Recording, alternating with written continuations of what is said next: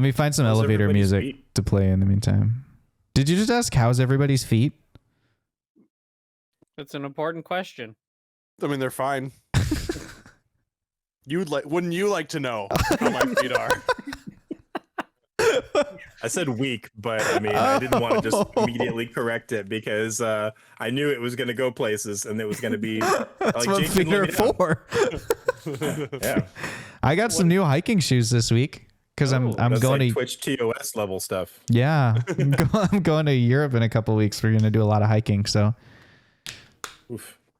yee. Are you gonna see You some castles? Working on conditioning your feet now. Dude, we're gonna see the best castle. No, I just needed hiking shoes to take with me because England's a lot wetter than America is.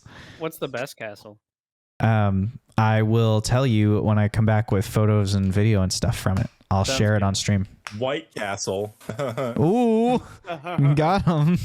I've only actually been to a White Castle and All right. ordered something from there once. You know who Otherwise, don't it's make just good microwave burgers? stuff. White Castle. Yeah, I agree. Oh, wash I don't gone. think I've eaten at Yep. White Castle. I said it. If it happened one more time, I was taken off, and I'm honestly feeling pretty sick, guys. So He gone. Alrighty. I'm gonna pop off. I really I'll be appreciate- here in spirit. I'm gonna watch the stream. I'm healthy enough to be passively involved, but probably not actively involved. I really appreciate the way that you waited until just after we went live to leave, so I have to redo all the cameras while we're broadcasting. I think that's really cool that you did that. I appreciate it. People don't show up for the beginning anyway. You're not here, chat. Dang. We don't believe in you. This is the quality content that chat's missing out on right now. It's Have a good night, bonus Wash. Feel content. better, dude. Feel better. It's how to redo your cameras live while you're the DM. But what you should do though is like Matt, be like, I'm gonna go to bed, but then stay in the call for like the whole session. Just every now and then, I'll be like, well, should I invite him back into the game? Like he's here. I don't and want then to you do eventually, but then he is asleep. He just Yeah. falls asleep while still in the car. That's Oh. exactly right. Oh, still in the car? Like, Amazing. oh, no. Yeah, feel better, Wash. Yeah. All right, y'all be good. No. I'll You try too. not to be. I'll be good. Don't Johnny, believe him. Johnny be good. Johnny be great. Johnny be bopping. Johnny be Matt, ready. can you for sit some where cake. you want? Where you gonna sit so I can do this? Do Hey, something that I just realized that I have that I didn't know I had before. this man. Josh, Yeah. I would like to gain your attention, Josh. Sorry, I have to. I'm trying to. I'm being a motion tracker. Okay. You have my attention. I have proficiency in land vehicles. Ooh, that's good to know.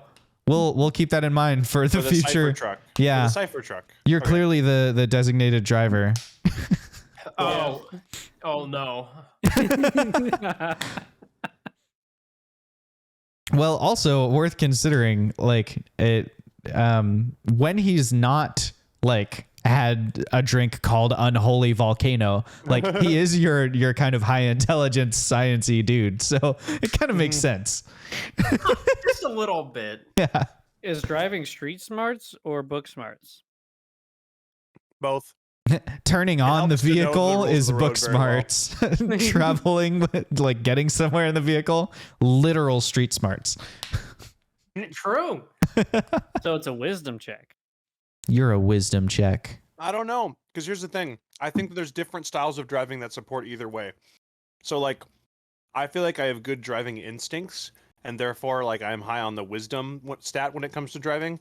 But like, I've been in the car with Grubbug, and she is like a very intelligent driver who knows the rules of the road very well and drives very defensively, but doesn't have the same instincts as me. But we're both good drivers. So, Would she say that? oh, that is another question entirely. Would she say you're both good drivers? The absolute worst driver I've ever met is Jake knows this person. It's someone that I used to work Oh, with. And I've witnessed it too. Yeah, with the same, he has the same name as Jake. It's another Jake, but it's not this one on the stream. I've never seen a worse driver than this man. Yep. His favorite saying when you're in the car with him is, "You're straight with Jesus, right?" And then he would do whatever he was gonna do. That's like that was his way. Okay, so we're gonna try rolling an ad, right? We're gonna do an ad bit, and you guys are gonna advertise for Four Guys Adventures and Vibes. So you need to determine amongst yourselves what service to advertise or not. One of you can just start, but the rules of improv apply. So this is a yes and advertisement, but I wanna hear your best ad. I'm gonna play music, and even better, you're not gonna be able to hear it, so you'll have no idea how it fits the vibe of what you're saying. Wait, we won't be able to hear your music? I don't think so. It doesn't usually stream it to you. Dang. So Okay. That'd be great. I'm just gonna play something silly though. So Boy. all right, take it away. So we're here in the advertising booth. What aspect of our Hey man, business we are we here to gotta advertise get again? the word out. We're an adventuring company, Four Guys, Ventures, and Vibes. We're here to vibe, help you with any quests that you may have. Fox, what was that other thing? Hey, you there! Yes, you! Listening to this advertisement. Are you having issues with insert problem here? Do you No, require assistance with Fox, you don't another read that problem? part. You don't read that part word Insert for word. That's just a template. You just Oh. you Yeah. fill that in with what we do. You give Are them you a sure? problem Because like it's even falling like- a mile off a cliff, you know? It's even like bracketed and bolded. No, So I assume yes, I have to that- read it in an extra deep voice. No, you can read that in an extra deep voice, but you replace it with something that we actually do. Oh, okay. Hey, you there! Listening to this advertisement. Do you require telling two truths and a lie to an immortal serpent god living under the ground? Perhaps you're in trouble with an untold mafia. Well, don't worry. We're here to help you with all your problems, except for the ones that we legally cannot take care of. Well, those are problems that we've specifically encountered. I'm not sure if they're problems that we can solve for other people necessarily, because Wait, are you saying other people don't have the same problems that we do? not always. I envisioned Four Guys Adventures and Vibes as being a business that helps other people. Like, you remember when we looked on the notice boards and we found problems that it felt like fell into our skill sets Hey, and solved them for those people. the guy with the weird recording machine, you're gonna edit all this part out, right? Hey, it's all rolling, man. You gotta get it on the first take. You can do another take though if you don't like it. Yeah, wait, let's pause. Can we? Here, let's I'll start a new song and you guys can come in again. Okay, you ready?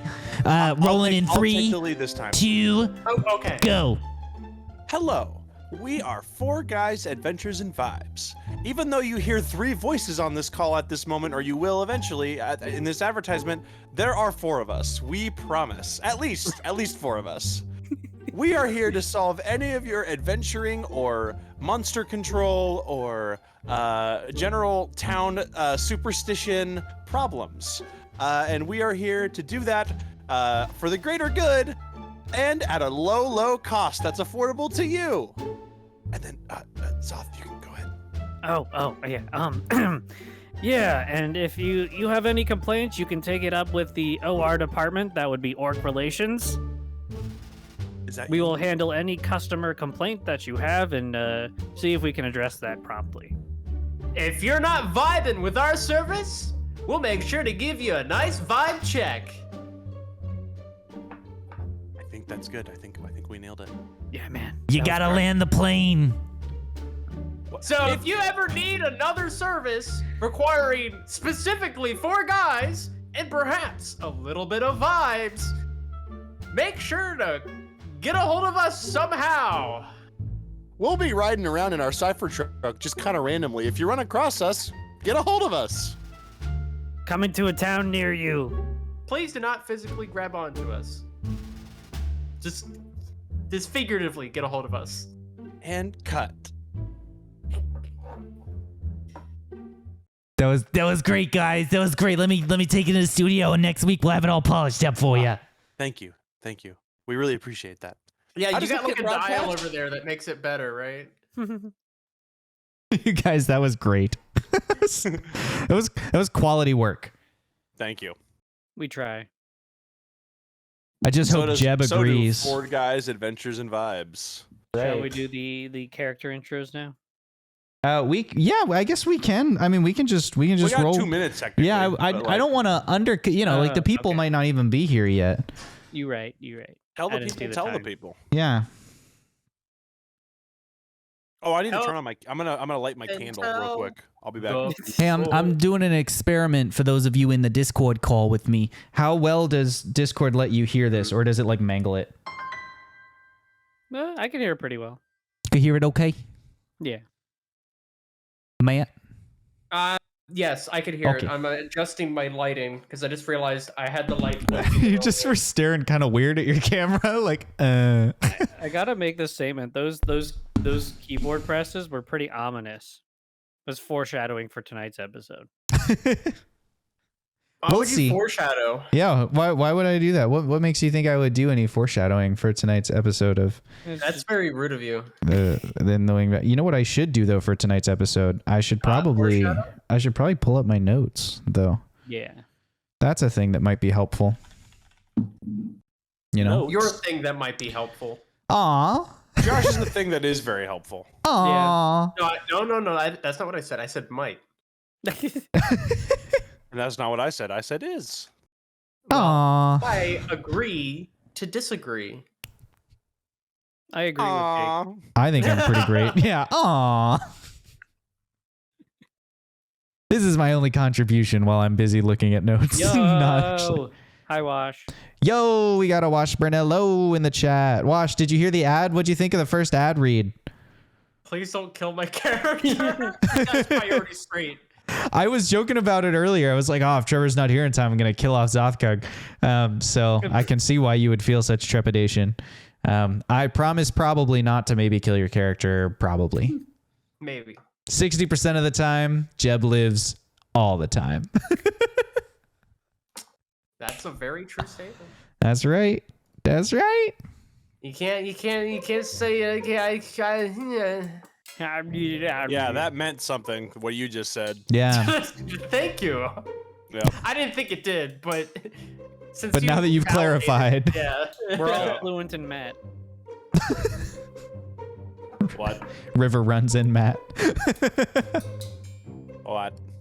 Come on down to our D&D club down here. We'll be playing up with the box and Jibba going down at the fight. So let's do some introductions for tonight's episode of the Winged Badger Tavern. And also, if one of you lovely mods wouldn't mind changing our gaming category to Dungeons and Dragons instead of just chatting, I set the scene for us to set the scene by. In fact, I can do it right now. I can make that change. Oh, you got it. Someone's gonna do it though. Somebody's gonna do it, and while that somebody's doing it, the rest of us are gonna introduce ourselves. We're gonna start at Matt, go down the line, and end with me.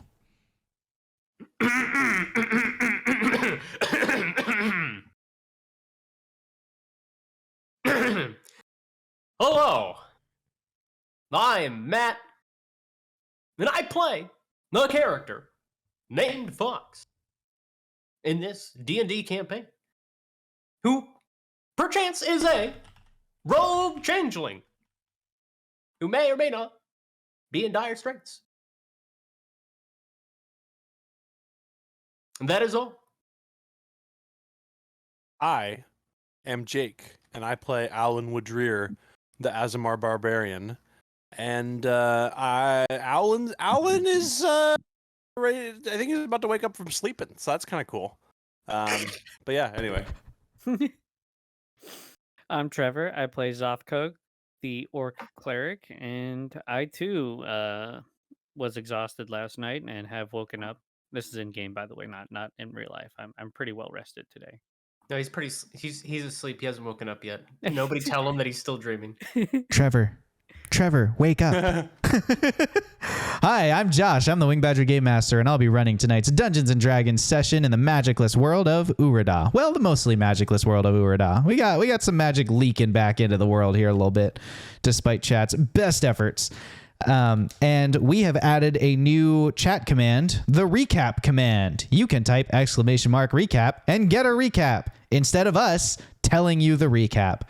So with that in mind, I'm going to jump right into tonight's Dungeons and Dragons session. And we're going to start with Fox. Hey, Fox, it's been minutes or maybe months since you regained consciousness. Whoa. Your cell is pitch black. And without dark vision, you can only get a sense of the space by touch. It's cold. The walls, roughly hewn, but clearly intentionally shaped into a cell. The ground and walls are grimy and slick, and dressed in Caitlin, daughter of Salen's royal clothes, you are lacking your grippy shoes, which make this floor pretty difficult terrain for you. Not that there's that far to go. You estimate that the rough ellipse is about 25 feet across at its widest point. Most strangely, you don't find any doors or openings or windows, like even closed doors. You don't find the edge of a door as you kind of feel around the edge of the room. Just a literal square. It's like being in a tomb. Just a literal square, or I guess sort of circular room. The one feature of the room you do come across is a small pile of bones in the corner. You can't guess at the species without looking at them, but they're too small to belong to a creature comparable to a human in size. However, it's getting late. It's getting past midnight, and it's freaking cold in your royal dress underground. So I'm going to need a constitution save to see how you're holding up. Bruh. Oh, wow. It landed on a surface that's actually flat and not the carpet. I'm looking for my modifiers, but I got it. Oh, that's right. I have no constitution modifiers. I got a 19. A 19, that's pretty good. You, despite the cold and the grime kind of soaking through the dress and everything, you're doing good. You're not feeling particularly fatigued at this point in time. Despite, again, you're aware that it's cold. It's just not hampering your ability to function. Yet. Do you have anything you want to do or try? Will she? Yeah, can I touch the ceiling? Yes, you can. The ceiling is... Oh, you know what? Your dwarf height. So the ceiling is just out of reach, but if you jump, you can touch it. Like a normal, a 5.5 foot tall or a 6 foot tall person could touch the ceiling easily here. Okay. It's basically like a little egg-shaped room, but like it's clearly been carved into this shape, roughly. It's not like a naturally occurring air pocket. Shape. Does that mean the floor is also sloped? Yes, the floor slopes down to a center, not a center, but it's like a valley, like a really gentle valley. All right. Is there anything on the floor, like besides the bones? Yes, besides the bones, as you are kind of investigating the floor, you find it's almost like a fissure, like a little seam or a crack or something at the lowest point in that dip in the floor, and it runs the whole length of the room long ways. If this is an ellipse or an egg, it runs the whole length of the room long ways. And as you're kind of investigating that and poking at it and trying to figure out what that might mean, a small glowing light seems to materialize out of nothing at your feet. It glows an ethereal blue-white, pulsing dimly between your feet and illuminating about 15 feet of the room dimly. You can now make out the carved rock texture of the wall. The light zooms around your head once, twice, dizzyingly fast, and then comes to rest at your feet again. Are you sentient, little light? Did it make that sound? Yes, as it vibrates back and forth, almost like musical notes, little tones come out of the creature. Oh, okay. For yes, go in ascending order of sound, and for no, go in a descending order of sound. Do you understand? That was like both. So I don't know if that's you talking, or was that a yes? Okay, we're getting somewhere. Are you friends with the aboleth? Oh, okay, that sounded like a panicked, like no. Okay, good. Because I'm not either. Okay, do you know where I am? No. I. Uh, uh, The light Okay. zooms around your head a couple more times as it goes, getting faster and faster and faster and faster. what does this mean? And then it flits away from you and it comes to rest by the pile of bones, which you now recognize as being approximately the right size for a small creature, you know, like a gnome or a halfling or something. It flits into the center of the rib cage and begins to pulse gently. Is that your corpse? Oh my! I'm talking to a ghost. Ah! Okay. Wow. Wow, I didn't think I'd ever speak to the dead before. You know, that's more Zolf's cook thing. Sorry, you probably don't know who I'm talking about. Okay. Do you know of a way out of here?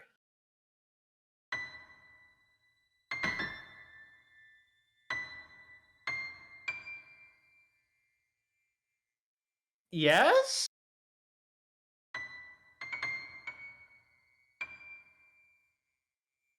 Alright, we're gonna have to keep this like yes and no simple because I don't know your language. Uh Josh, can I roll to try to know Yeah, roll insight. Okay. Where is my oh that's right, I left it down inside of the container that it fell in when I rolled that awesome 19. Alright. just to celebrate the 19. I got it too.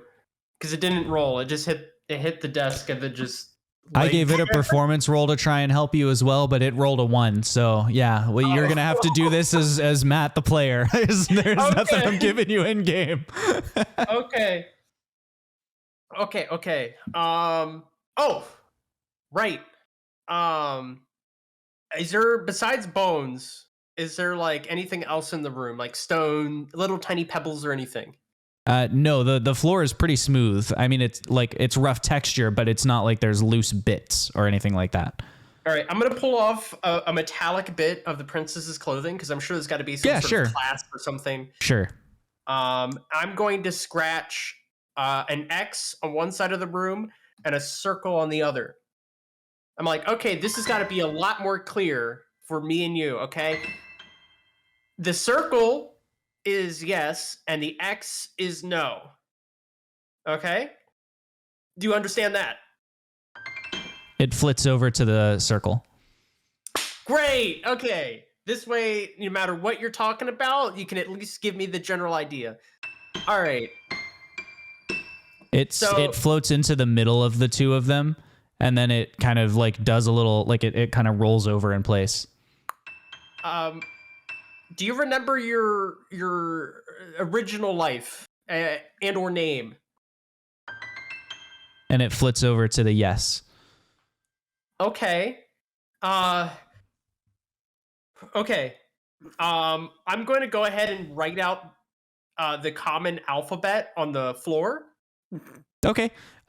As you like scratch out the common alphabet on the floor, and it takes a little while. It's a lot of effort to like carve that into the rock with basically the equivalent of a safety pin. But you get it done, and the creature is able to kind of zoom across, and it spells out the name Lyra. Lyra. Lyra. You are not familiar with the name. Okay. Nice to meet you, Lyra. Wow, I'm really taking this whole talking to the dead thing really well. Is this what happens to everyone when they don't answer that? Okay. Right. Focus. I'm talking to a dead person. You are dead, right? You're not like in some weird in between magical thing. Do you even know? It flits into the middle in between the two, like the in between the yes and the no. Yeah, you know, I figure that's probably you're not just because you're in that situation doesn't mean you actually know yourself. That makes sense. That's a stupid question. Okay. So back to my other question. Do you know of a way out of here? It flits over to the yes, but then it flits back to the middle, and then it flits back to yes, and then it flits back to the middle. So yes-ish, but probably not a way I can go? It flits over to no. No as in I can't go that way, or no as in that I could? Wait, sorry. That's an open-ended question. Am I able to exit that way? It flits over to yes, and then it flits back to the middle and flits over to yes. Am I able to exit that way alive with my body? This is a yes. Okay. Is it complicated? Do I have to do a series of things? Or is it out of my control? When you ask if it's out of your control, it goes back over to the yes. Oh, great. So it's like a waiting game, and I might not like it. It flips over to yes again. It All right. zooms around your head super duper quickly. Is somebody coming? And then it flits down into the floor and vanishes. You're left back in the darkness. But now you can hear the little creature almost as if it's humming to itself as it's going down through the, like moving through the stone, getting quieter and quieter. So the sound is like reverberating through the stone up towards you. And then it vanishes down through, and you stop hearing it anymore. A few moments go by. Am I even sane? And then you see a glowing gold line appear along the fissure in the center of the room.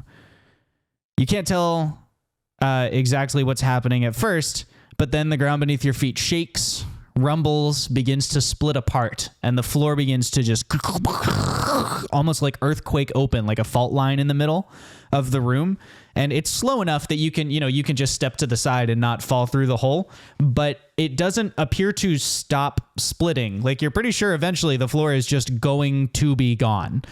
Looking down, you can see water, but like the room beneath you is dark and unlit, so you can't really make out anything beyond that. There's just like water, and then you can see as you look at the water, there's like a little 15-foot circle lit in kind of like dimly flickering blue light that's like in the water. The ground is moving away from you. You have about 30 seconds. I'm going to add a die to the tension pool. Okay, so the room's egg-shaped, so like you're saying the floor is basically crumbling away towards the edges of the egg. Yes. Is there a fissure in the ceiling? No. How wide is the room? You said 25 feet at its widest, but what is its shallowest? Like 10 feet across. All right. I'm gonna lengthen my dwarven self. Okay. So that way I can do like reach out my hands and legs and do, like, Okay. That's cool. that Yeah. as if though I'm a really tall person. Okay. Make an athletics check to hold yourself up with your hands against the wall. Return of the 19 plus whatever modifier I have, which is probably nothing.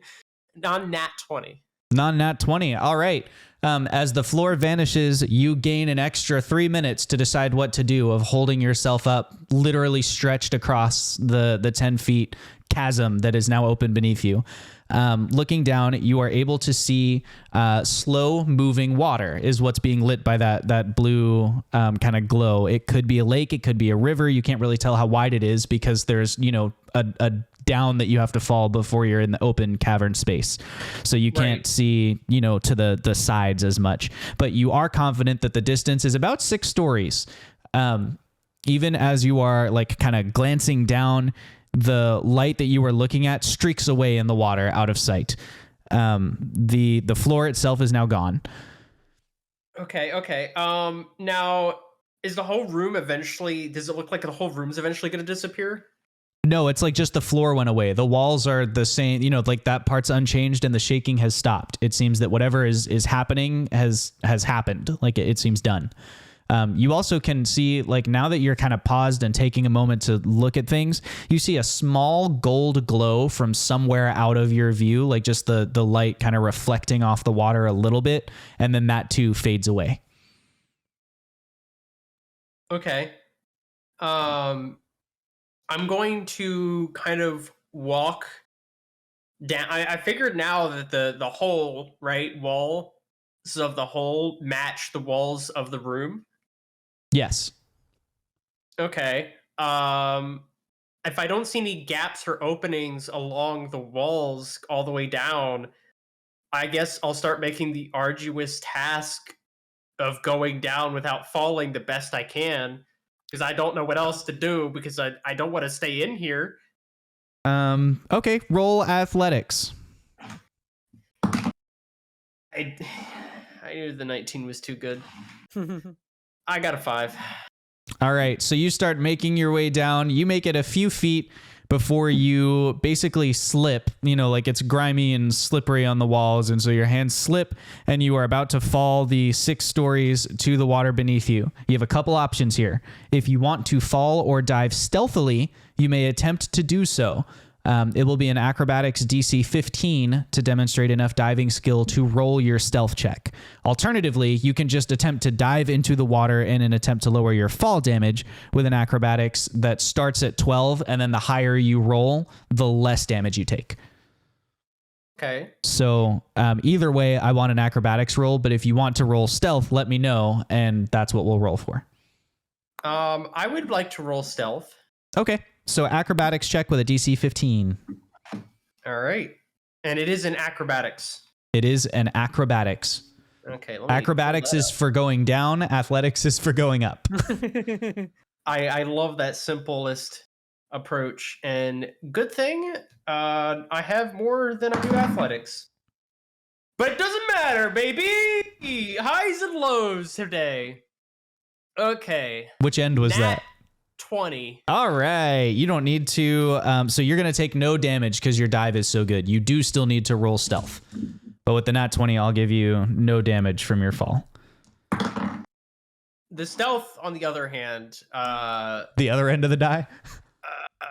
I've been going back and forth, man. That's an 8. All right. So Well, you do a great dive, but you are so focused on like staying streamlined and trying not to hurt yourself as you enter the water that you kind of forget about stealth. And at the last minute, you're like, oh, shoot. And you flail as if to get stealthy, but you're too close to the water. And so you end up like kicking it weird and making, a decent splash, like a mid-sized splash. It's not like it's not like you sneezed in the middle of a dungeon, but you make a little bit of noise. You land in thorny brambles. This body of water is overgrown with tall weeds, prickly thorns, and coarse vines that weave above and below the water like eels. The room is still pitch dark, save for that flickering blue light, which you can now see off to your left in the water. The current is slow but steady here, pulling away from the light, and the water is freezing. Constitution save. Jeez. This is like... You were the one who Torture. came down here wearing a royal sundress, basically. I did not. I was kidnapped down here. Thank That's you very fair. Much. That's a 5. Okay, you have one temporary level of exhaustion. When you warm up, this level of exhaustion goes away. It's not like it requires food or anything. Right. And if you're not familiar with the consequences of exhaustion, you should just Google them and kind of have them up because it like happens in stages. I'm aware. Okay, cool. You have one layer of exhaustion. Hey. Now you find yourself in the water. Echoing around you is the sound of distantly rushing water, sounding like a small waterfall, but in your disorientation and in the pitch blackness of the cave, you can't really figure out which way it is from here. What would you like to do? Well, seeing how the water is slow moving, but I'm hearing a small waterfall, I'd probably assume that the water is flowing towards the potential waterfall, not away from it. Yeah, water tends to flow down. So I'm gonna go ahead and try to get to the surface. It's slow moving, right? So Yeah, I you don't can have surface to without fight it. like, yeah, you don't need to roll to stay on the surface. If you stay in the water for like a long time, like if you're going to be in there for 10 minutes swimming around and diving, I'll make you roll athletics just to, handle the stresses of swimming a lot. But you don't need to worry about like treading water or anything. Okay, in that case, I'm just gonna. Your best friend growing up was a mermaid. I'm assuming you know how to swim. Yeah, just a little bit. I'm gonna surface and look around for that light. Okay, you surface, poke your head up, and you can now see, again, the light is off to the distance. It's about 40, maybe 35 feet away to your left, which is the direction that the current is pushing against that. It's kind of trying to pull you to the right. And it does appear, you can see like a little bit of wall, like this space to your left seems to be the end of the body of water, but you don't see any ground that you could climb up onto. Well, I'm gonna go ahead. I'm gonna try to. I guess brambles are coming in, out, and out of the water, right? Yeah. Okay. I will take my time to swim between the brambles, and I'll keep my head as low as I can. Possibly even dipping it under, because if it's the only light in the room, I could probably still see it even when underwater. Yep. Right. Yeah, you can. Then I'm gonna try to stealthily make my way towards the light. Taking my time as to not get stuck in the brambles. I'm going to roll tension to see if anything happens to you in the water. Okay, and should I roll stealth? You already rolled stealth. Well, that was for your dive. Sure, you can roll a new stealth. Can I take my dive stealth? Nope. You did this to you. I'm on disadvantage, but there's no point because I rolled the worst. You rolled a 1. I rolled a 1. Dang. It's not easy to be stealthy going through brambles. Like, it's frigidly ice cold. I just fell from a great distance. Your fingers and toes are getting a little numb, so like you don't have the like fine motor skills that you need to like dexterously move the branches. So it's pretty loud. It's pretty splash. It's pretty, it's pretty crackle, and it's a process getting there. By the end of this, you're like, I'm just glad to be here. I'm just happy to be here. You make it over to where the light is, and the light is as you get to the light, now a little bit scratched up from the brambles and thorns and stuff. Not like you don't take any damage, but just they're little like surface scratches and stuff on your skin and stuff like that. It looks like Wash Brunello has just done a something. Bless on Fox. Oh, bless. You get a 1d4 from chat. Bless your heart. Yeah. You make it over to the light, which very quietly does like a...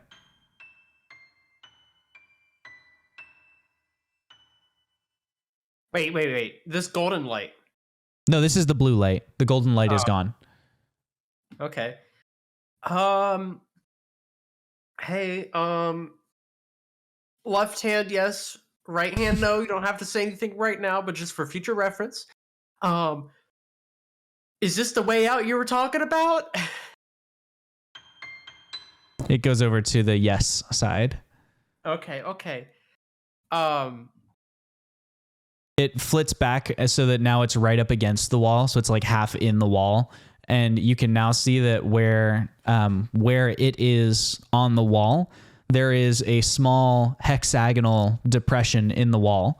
And then there's a line, like a really thin copper line stretching up from that towards the ceiling. And it really quick, just like zooms up the line, and you can follow it the whole way to the floor of your cell. And then it comes back down to the hexagonal depression.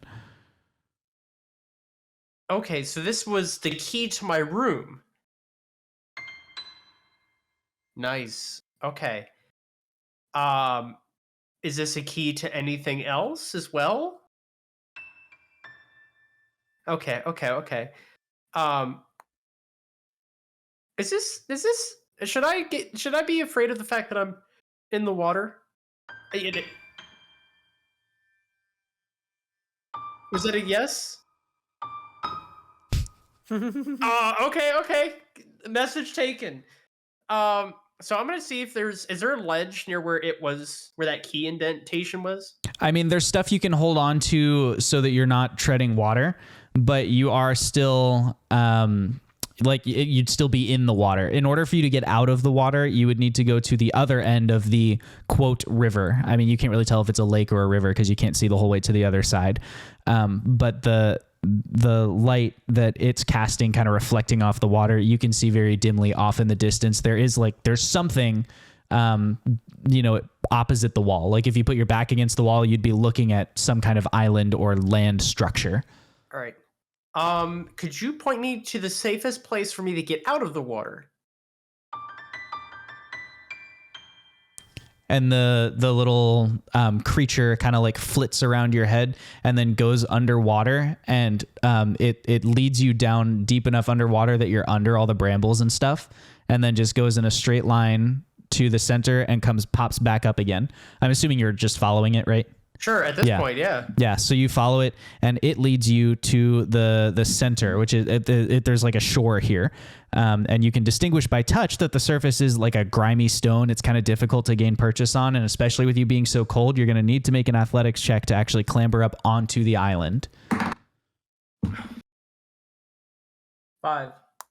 Okay, you try and clamber up onto the island, but you're not able to make it. You can roll again. I'm just adding to the tension pool every time you don't make it onto the island. Can I take 10? Absolutely. Yep. You just take I'm going to give it one more tension die then. Okay. And you take as long as it takes to just get yourself up onto the island. In the end, you're able to push off of some particularly twisted brambles and stuff like that. I know, Wash. I know. You find your way onto the island. You kind of flop over onto your back. You can't see super well. The little sort of floating ball of light thing, it flits its way and kind of floats on your hand. It tracks your hand as if you're holding a torch so that you can use it to look around. So you have a 15-foot radius of dim blue light that is being handed to you by this little creature thing. And DM, just to confirm, before I offend this poor little thing's feelings, you did say its name was Lila, right? Lyra. Yeah. Lyra. Gotcha. Mm-hmm.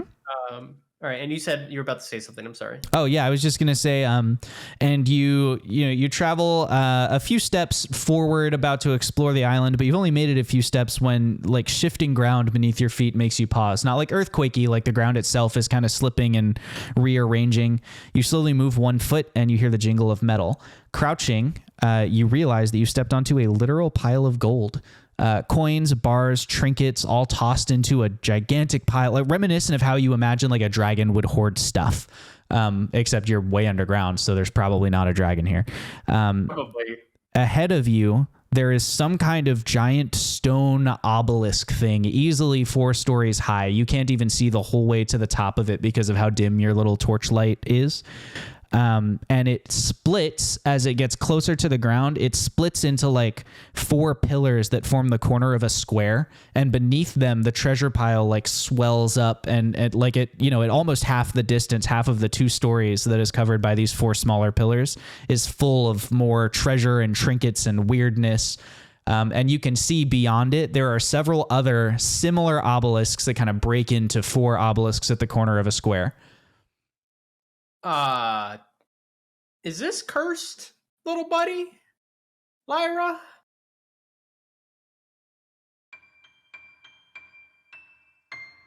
It flits up to your shoulder almost in a shrug motion, and then flits back to your hand. Fair enough. How long have you been down here? Do you know?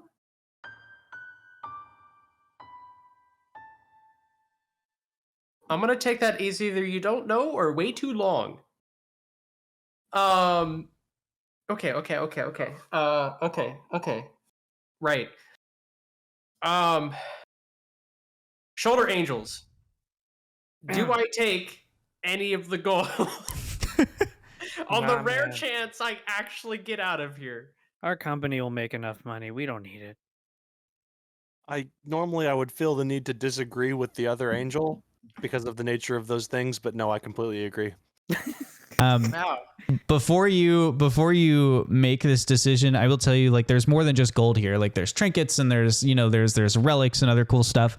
So if you want to search for things that are not just monetary, you can roll an investigation, and I'll tell you what you find. Oh, so you mean there isn't just Because it's like a hoard pile, so there's stuff in here. And also, when you're talking about things to take with you, bear in mind that you don't have any of your equipment. So you have no pack to, like, it literally has to be what you can carry because you don't have a pack to put things in. You have no pockets because you're wearing a dress. Find a pack. I suppose, yes. Maybe you'll find a pack. Maybe so. I'm not for stealing the gold, but if we find any equipment that'll be useful, let's go for it. I think right now, instead of being shoulder angels, you're both common sense angels, and I appreciate that. Sometimes that's what you need. Yep. Okay. I got a 7. All right, you got a 7. You find 2 things in your investigation of the island, and in a little bit you'll have a chance to earn another investigation if you want to. But the 2 things you find in your initial kind of, you're just like, scattering stuff aside, trying to be quiet, but also look through the pile and see what's here. The first thing you find is a masterworked rapier with a silvered blade. It's among a pile of other discarded weapons, but most of them are like, all rusted and old and torn up and stuff. And then there's just this one. Quick question. Yeah. Does it have a scabbard? No, it doesn't have a scabbard. Darn. Okay. Also, you find a dark sphere about the size of a bowling ball. I guess they have bowling in Urudok because that's in my description. They have bowling now. When you lift it, intuitively in your mind, you can feel which direction is north, and you're able to orient yourself. Okay. That is definitely something to hold on to, at least temporarily. All right, I'm going to grab the bowling ball, and I'm going to bundle my skirt upwards, kind of like how you would hold things with your shirt. Okay. Right? But I'm doing it with my skirt. As Washpernell suggested in the chat. As Washpernell. I've been reading the chat, okay? Yeah. For people on the audio only, Washpernell is just making good call outs, Yeah. Wash is saying that Lyra's here to guide me to the underworld, which is, I didn't read that until I just read it now, which makes me think I might be dead. Some other, good points. So you bundle up, so you're trying to basically carry a bowling ball in like the folds of your skirt, basically. Yes. Okay. Does the effect still work if my hands aren't directly touching it? No, you are not oriented to north. And does when you're he not look holding pregnant? So I was going to say I wasn't going to say anything about whether he looks pregnant, but I was going to preempt the thousands of fan fictions that even when he bundles something in the folds of his skirt, he's not violating the Twitch terms of service. This is a royal dress. It has folds and billows and frills. There's plenty of space for carrying a single bowling ball in this dress, and still covering all the important things. So you are able to do that. Do you want to also try and bring the rapier with you? For now, I will hold on to that. Okay. Actually, I will take the bowling ball and stuff it under my shirt.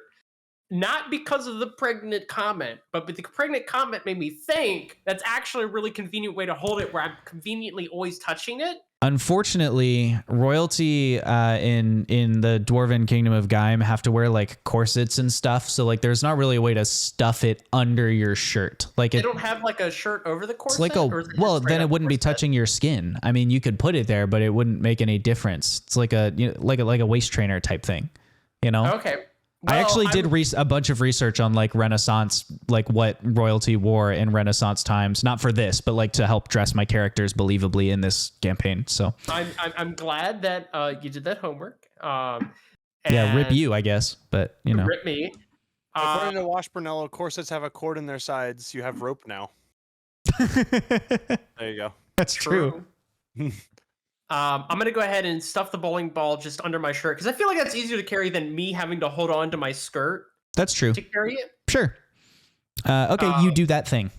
And I assume I have a belt of some sort, right? To kind of help with the whole waist part. Yeah. And I'm going to just shove the rapier in between the belt and me. Sure. Like, as a kind of like putting my gun in my waistband. Yeah. If you do anything particularly strenuous, like being in combat or diving or something like that, I am gonna make you roll to avoid accidentally stabbing yourself, since there's no scabbard on that sword. Like, just so you know. I would like to think that I would pull that out, but hopefully I think of that when it happens. Yeah, I'm just letting you know so you're not. It's not like a DM gotcha. That's Okay. just a thing. So the rest of the island, as you kind of wander about and explore, you get kind of a better sense of what the island looks like. And you also realize that those big obelisks we talked about, there's 5 of them in total, 5 of these large structures, but one of them is not like the others. It's not like the other obelisks. So there's one that's like, it's almost like it's constructed entirely out of ivory. Like it's like and it's resting on a mound of ivory and other sort of like tusks and bones and things. It's resting on this big mountain of them, and it seems to have been sized for a creature about your size. To like at the top of it, there's like a platform that you could stand or sit on or whatever. But then the other ones are significantly bigger. Like if you were to go up there, it's like you could put a house on top of these, gargantuan sized obelisks. There's one of them though, the one that's different from all the others, is this like massive bejeweled, like almost woven string thing. It looks like, if you could see it from zoomed out, it's kind of the shape of like a palanquin. And it's made in like solid gold. And there's like a pedestal that next to it, like a big stone pedestal that's been left blank, as if there was supposed to be an obelisk there, but it's like vanished or disappeared or something. I don't know. And then there's another one that's like this huge coral formation that makes up it's still the same general structure, the one big obelisk and then the square platform with the 4 smaller obelisks kind of stretching down. And at that one, as you get to it, there's this massive, colossal, like stone giant sized suit of armor, like just resting on it. So there's that there. And then you also realize that in the middle of all of these, there's a huge, much bigger obelisk with 4 kind of pillars supporting it. Just this massive flat surface. And beneath that, there's actually more water kind of flowing through the center of this, what turns out to be an island. And that's kind of what you're dealing with here, is this giant island. And then on that table that's at the center of the island is this big, well, I don't know, you might climb up on it or you might not. I'm not sure. But it seems like some pieces are falling together for some people. But anyway, what do you want to do on the island here, buddy? That you're standing on?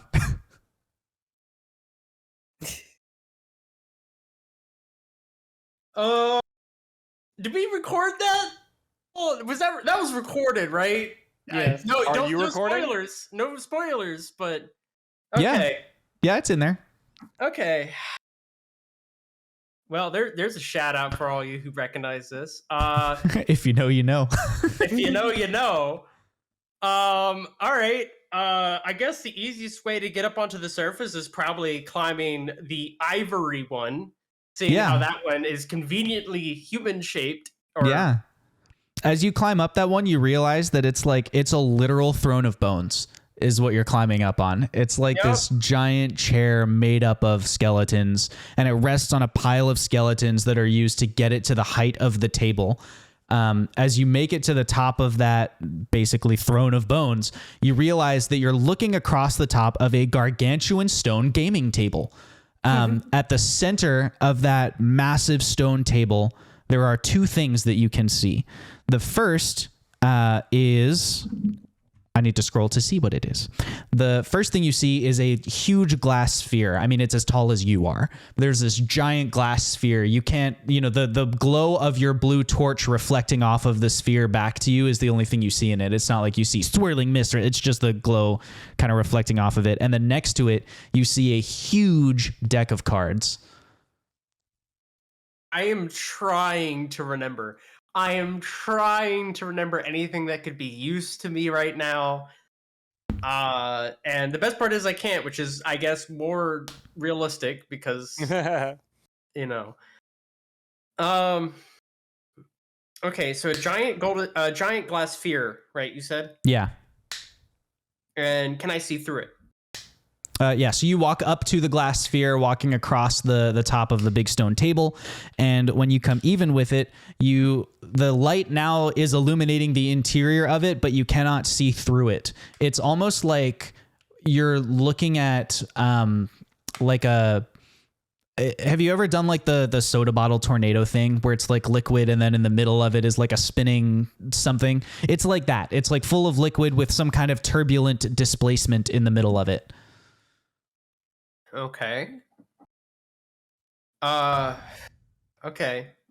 I'll go over to the giant deck of cards. You go over to the deck of cards.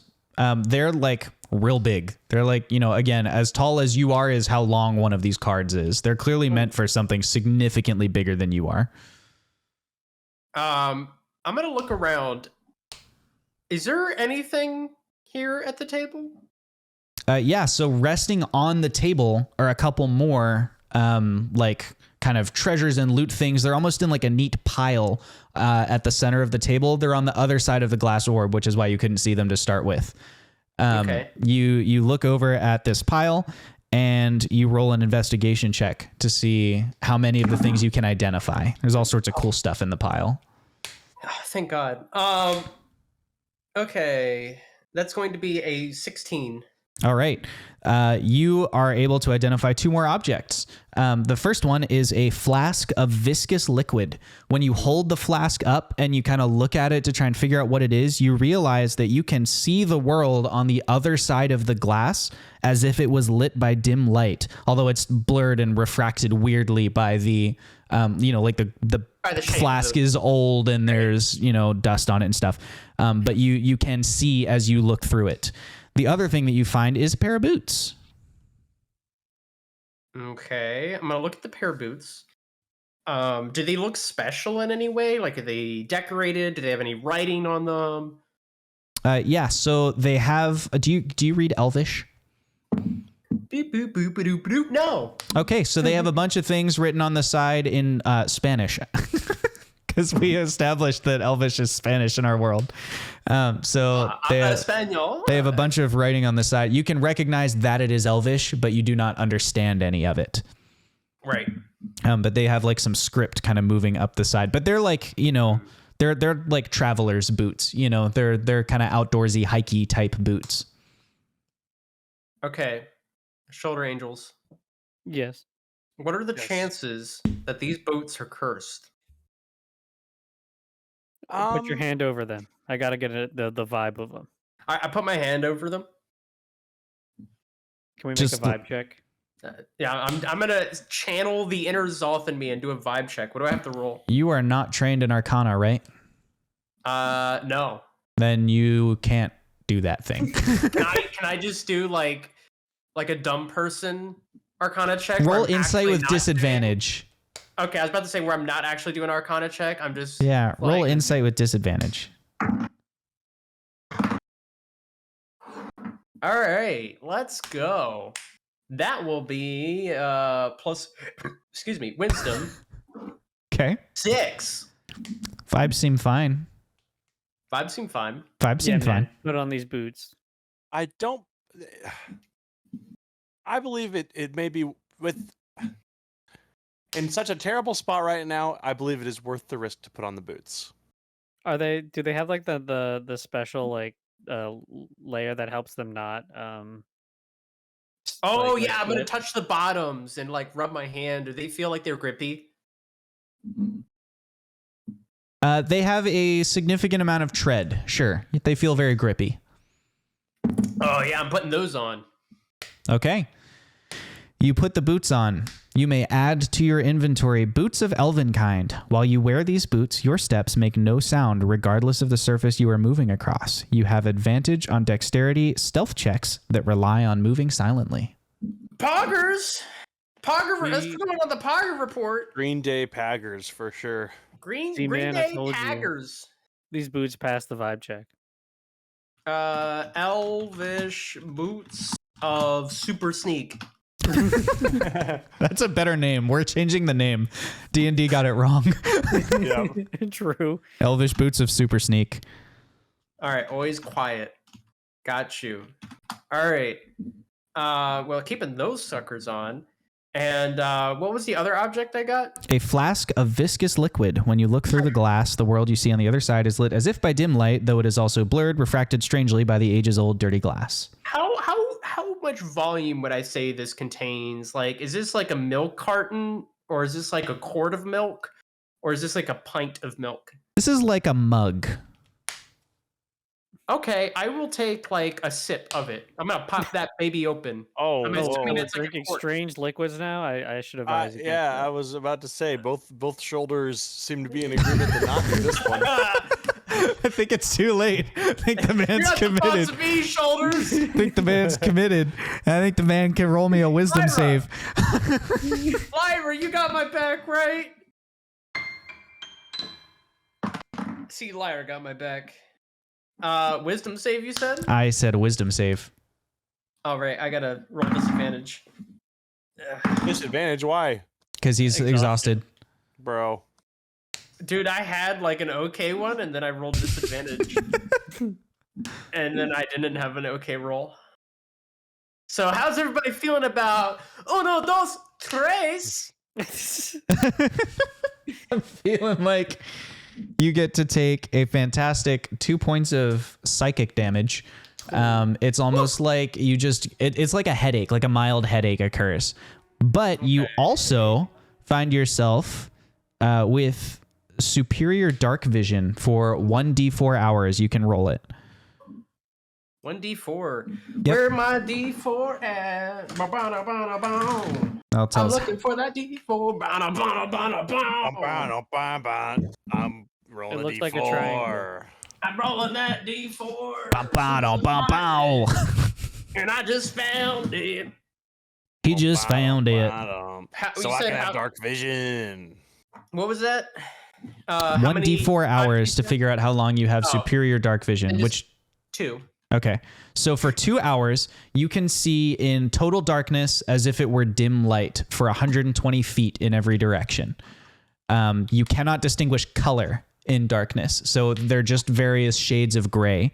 But you can now see the basically full breadth of the room because you're standing at the center of it.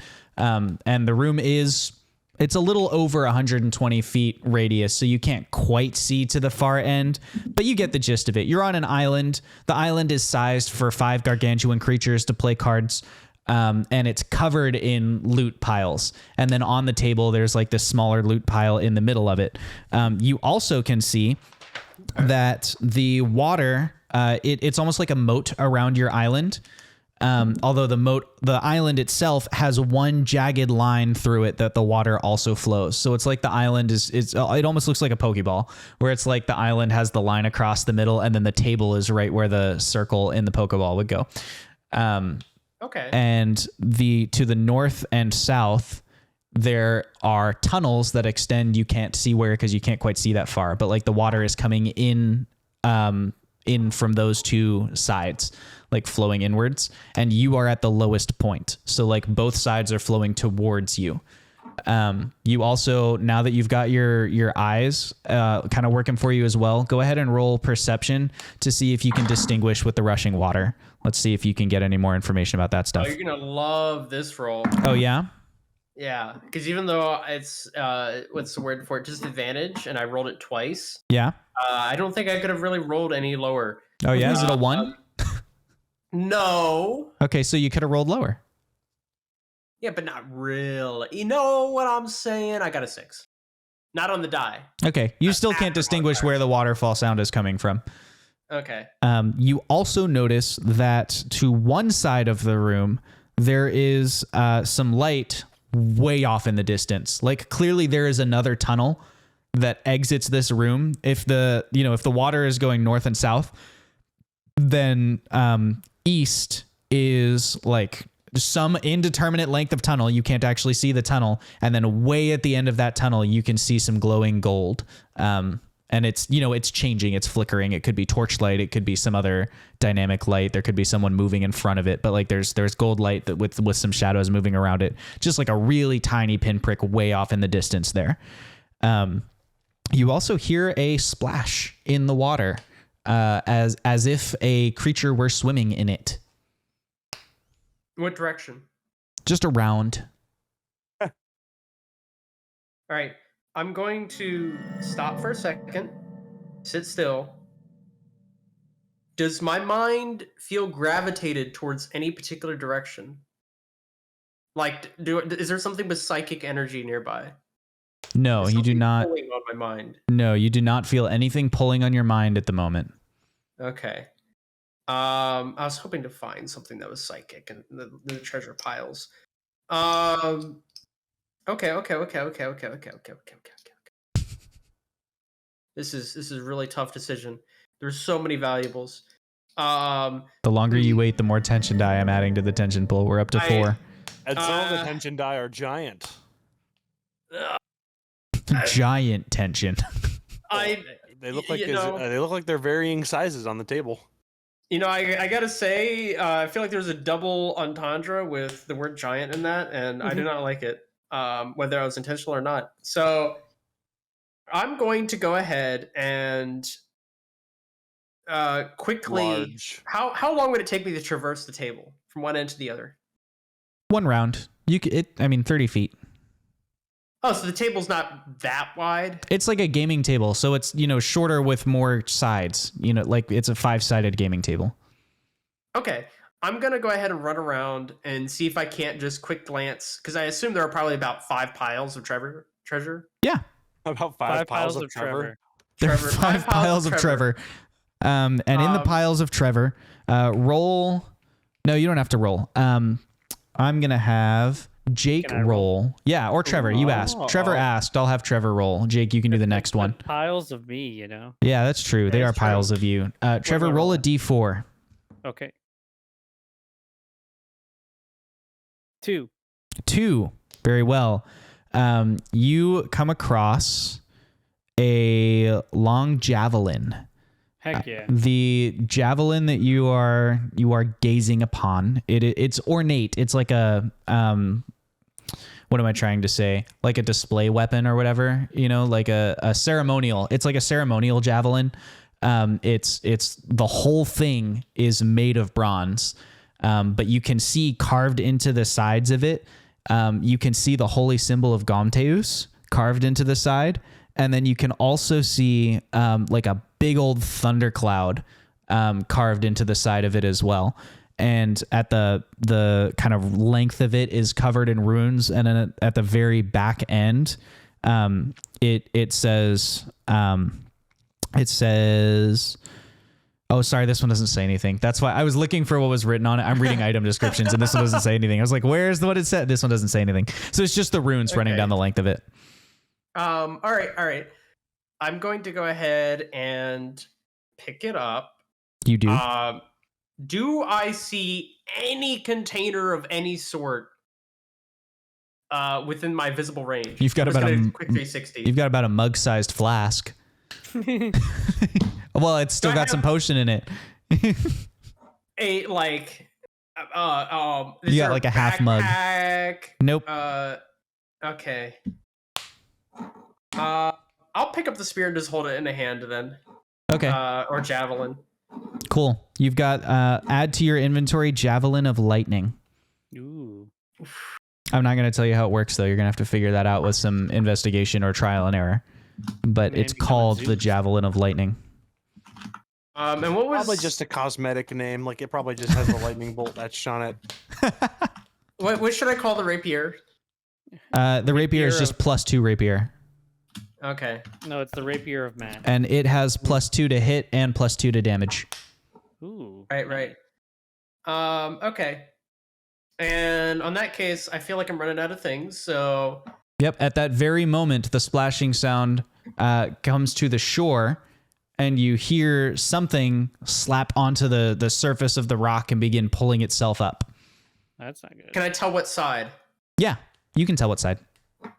I'm going to run over to that side and look down. You run over using and look my down. sneaky boots. Yeah. That's true. You are. You make no noise as you rush over to that side and look down. And there, crawling onto the surface beneath you, is the cloaked halfling Shale, pulling his way onto the island. He looks up at you and goes, "Thank goodness I found you." And at that note, we're going to jump up to the Twilight Fox Tavern, where the rest of our party are resting. Now, it turns out that after the events of the past few days, Jebediah Peppermint's been straining himself a little bit too hard, and he actually has developed a little bit of a cold. And so Jeb actually ends up just kind of staying in and resting for a little while. However, Owlin and Zothkug, you wake up quite well rested, having had not a perhaps long night's sleep, but a full night's sleep.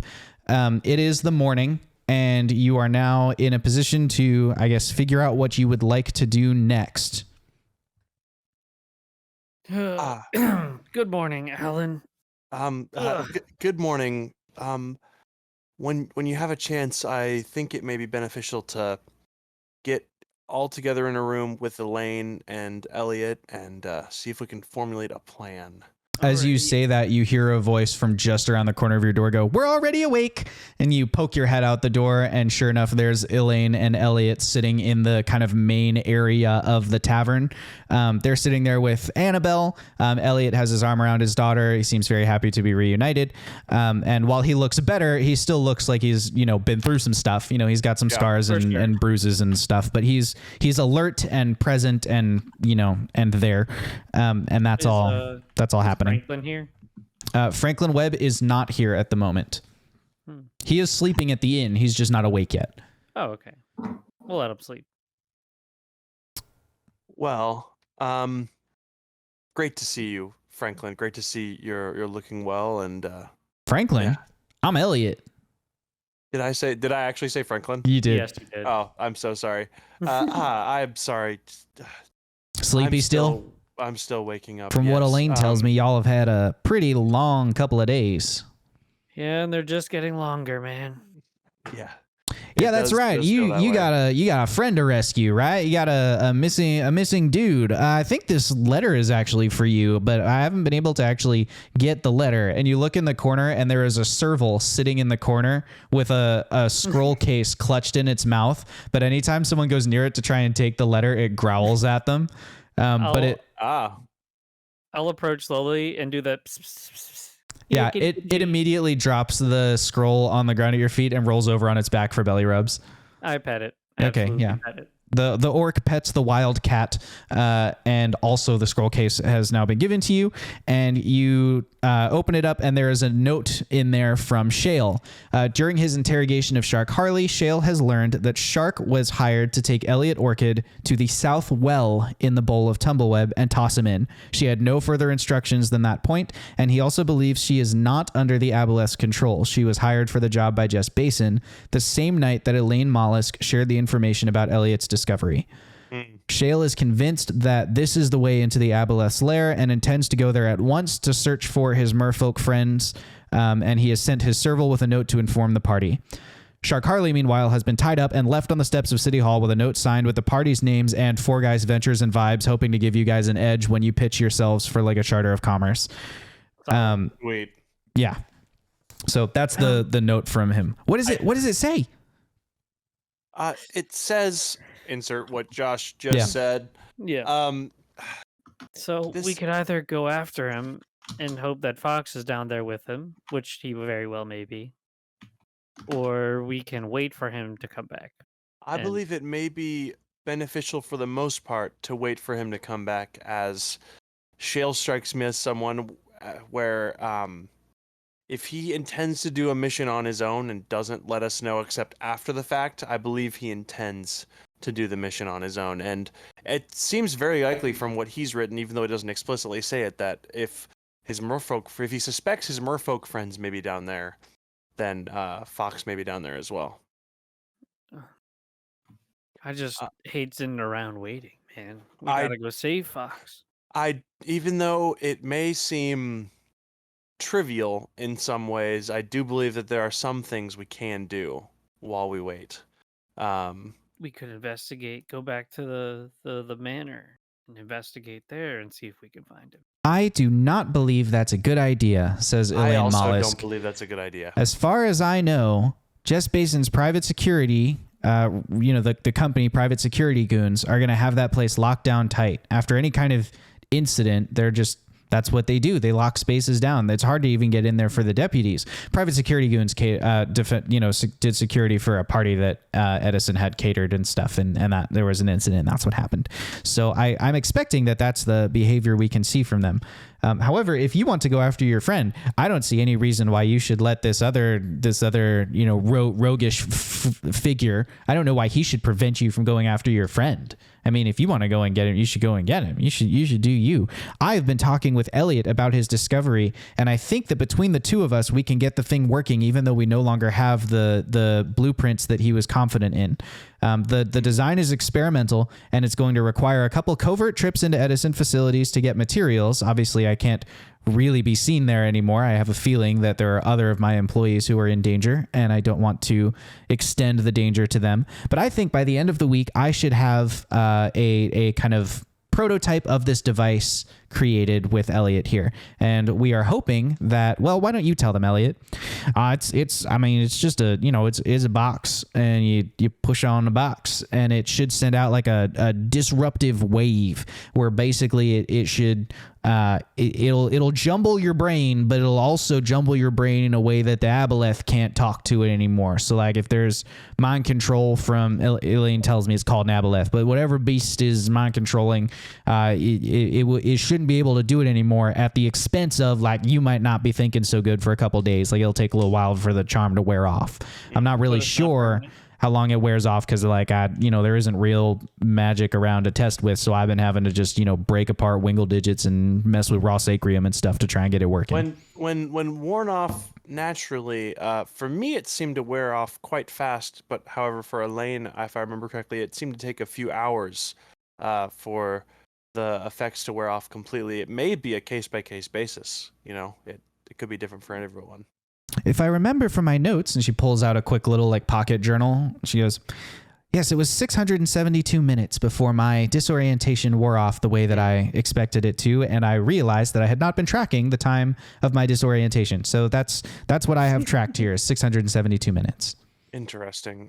For me it only seemed to take about 5. So it really is variable.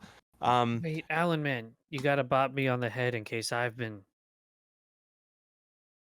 You were not in the room when the aboleth appeared. Like, you weren't in any contact, like potential contact. I mean, I heard him. That's true, but We that don't is know a what he fair can point. do. We do not know. That is correct. What's your AC, Zothkug? AC is 16, but I assume it would be a flat-footed thing. Flat-footed doesn't exist. Yeah, that's not even really a thing in this edition. Okay. And it doesn't matter because she rolled a 17. While you're still talking about whether to do it or not, Elaine Mollusk. That'd be crazy if Jess Basin appeared. Elaine Mollusk just stands up and backhands you with her coffee mug. Coffee goes all over the place, like a good solid thwack to the face. You take 4 points of damage. I rolled a 4 on this D4. 4 points of damage as she backhands you with a coffee mug. And then she leans in really, really close with her notebook out and stares in your eyes, like uncomfortably close to you. How do you feel? Do I feel any different? No. I feel like I got hit. He with seems a bug. disoriented. I think we've probably saved him. Good work, everybody. And she takes some notes down. I don't feel much different, but I appreciate you doing that. Now that is out of the way, I guess. I appreciate Elaine's sentiment that it may be helpful for us to leave. There is a part of me that worries that if he wanted help, he would have asked. I'm usually under orders to not provide backup until requested. We sent him ahead of us because we were super, super tired, and he was all ready to go. So true. We would have gone with him if we weren't so tired. I see your point. From the other room, still sleeping, you hear Jebediah snore once and go, "Yeah, I'll be right there, Shale. I'm just coming around the corner." Then he goes back into sleeping. Alan will. You know what? Let's go with it. That sounds good. Can I knock on Franklin's door real quick and talk to him briefly? Sure. You knock on his door, and a bleary-eyed Franklin Webb opens up the door and goes, morning, stranger. What can I do for you? It's is it time for work already? It is time for work. So we, and as Alan gestures towards Zothkug, we are going to follow after Shale and go into the sewers and attempt to rescue Fox. All right. You and Jeb will stay here. Jeb needs continued rest. I'll put still be on recovering. Jeb. You can just do some advertising. Take the cart around. Do some. Well, what I was going to say. Oh. Is Dad and Dad are fighting again. No, it's fine. I guess I'll ask Zoth whether he thinks this is a good idea or not. It may be helpful for Miss Mollusk here and Elliot to just have an assistant around to take care of things while they're working on their work. So if they need you to run and get something, you can go get it. If they need you to get food ready, you can do that. If anything that they need you to do to make what they're doing faster, that's what you're here for. Does that make sense? Yeah, I think I can do that. We'll grant them access to the cipher truck. Yes, but only with you present. We give Franklin the keys. Whoa! I've got the keys. And all right. If they don't need your help and you just have some downtime, take it around, get the word out about Take that puppy out for a spin. You got it. Yes, exactly. Advertise. And hopefully by the time we get back, we will have time to officially register ourselves as a company and get that going so that you can be one of our employees. Maybe collect some You're job still paying me for this time, right? Even though I'm not officially an employee, I'm on the payroll, right? That's a discussion for a future time. You'll get your money. You will be reimbursed eventually. Yes. All right. Well, then I think that sounds great. I will take care of it. And then real quick, I'm gonna go to and I'll be like, yeah. Yes.